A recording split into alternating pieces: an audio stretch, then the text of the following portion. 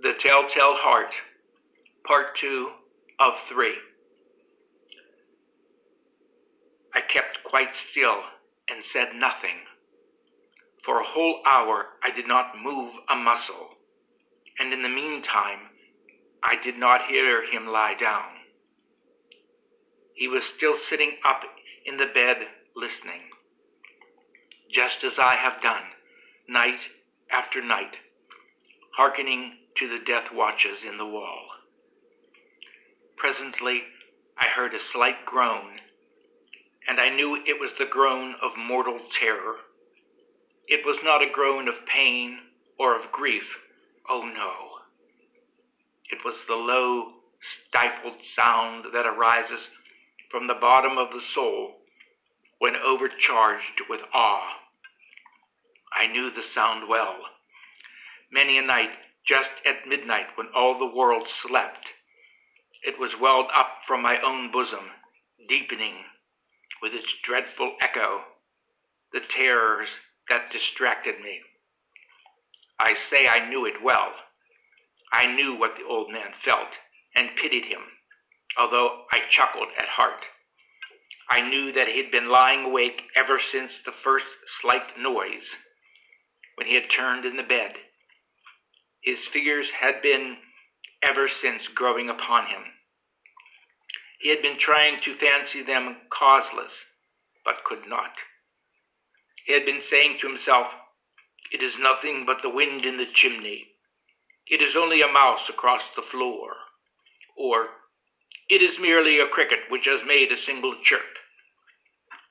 Yes, he had been trying to comfort himself with these suppositions, but he had found all in vain, all in vain.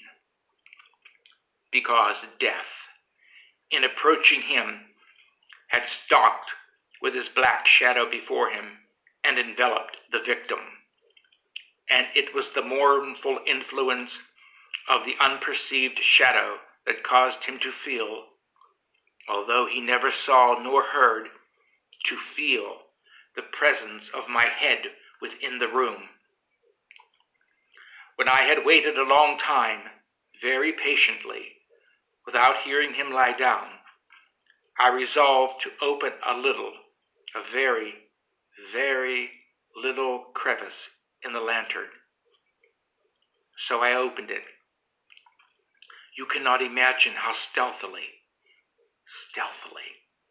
until at length a single dim ray, like the thread of a spider, shot out from the crevice and fell full upon the vulture eye. It was open, wide open, and I grew furious as I gazed upon it. I saw it with perfect distinctness, all in dull blue, with a hideous veil over it that chilled all the very marrow in my bones.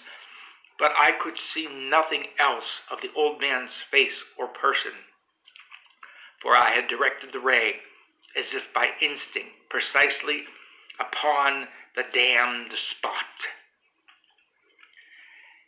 And now have I not told you that what you mistake for madness is but over-acuteness of the senses? Now I say there came to my ears a low, dull, quick sound, such as a watch makes when enveloped in cotton. I knew that sound well too. It was the beating of the old man's heart.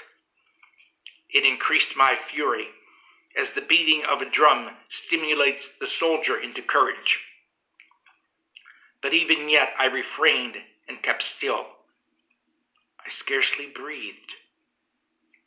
I held the lantern motionless.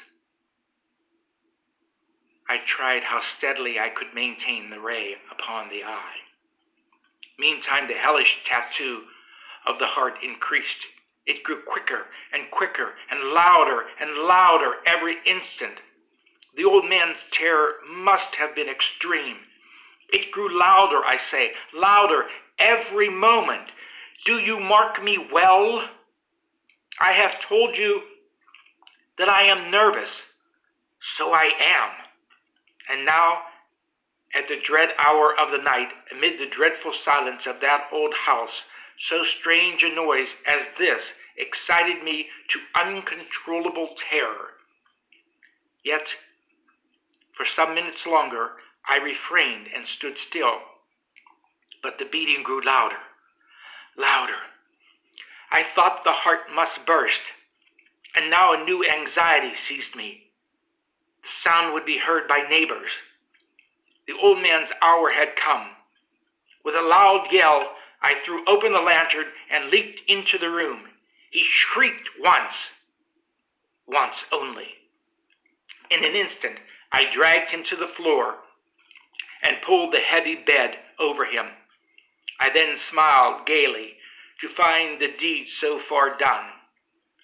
But for many minutes, the heart beat on with a muffled sound. This, however, did not vex me. It would not be heard through the wall. At length it ceased. The old man was dead. I removed the bed and examined the corpse. Yes, he was stone dead. I placed my hand upon the heart and held it there many minutes. There was no pulsation. He was stone dead. His eye would trouble me no more.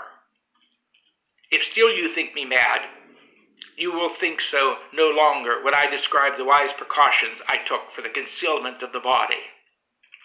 The night waned, and I worked hastily, but in silence. First of all, I dismembered the corpse. I cut off the head and the arms and the legs. I then took up 3 planks from the flooring of the chamber and deposited all between the scantlings.